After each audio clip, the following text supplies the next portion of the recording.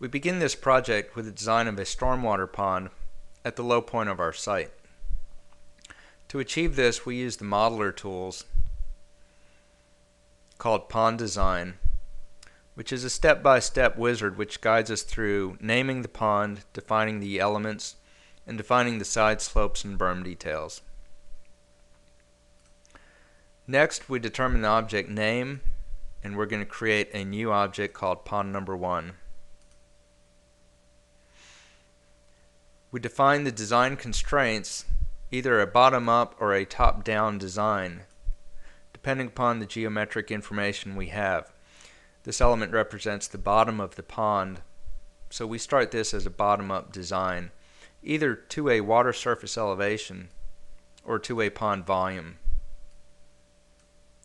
We know a starting water surface elevation based on simple analysis tools that show us the surrounding elevations of proposed lots and right-of-way lines.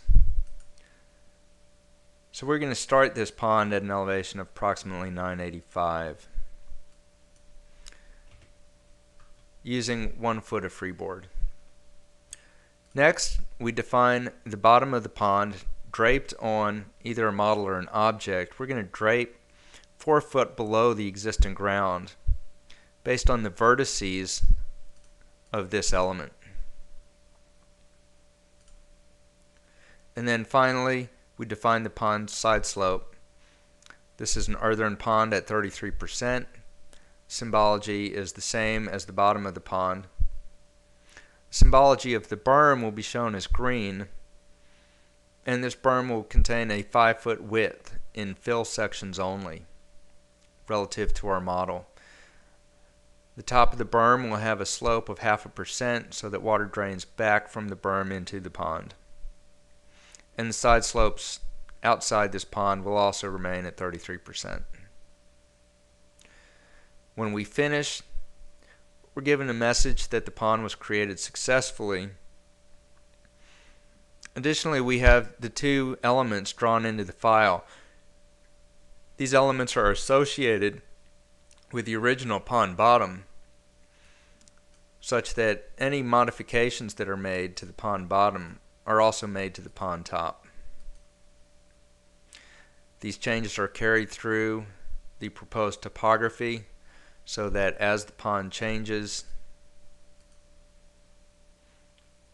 as is necessary through a typical design, the contours of the pond as well as the pond volume are constantly updated.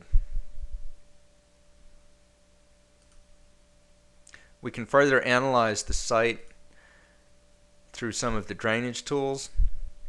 These tools will show us an overland flow route, a downstream trace on the site. This is a drop of water flowing downstream on the site. This tool can also be combined with the time of concentration tool, in which the same flow path can be traced, and with each flow path the distance and the slope table are automatically populated based on our given maximum sheet flow and shallow flow that we allow. Based on these, then, we can compute a time of concentration for any flow path within the model.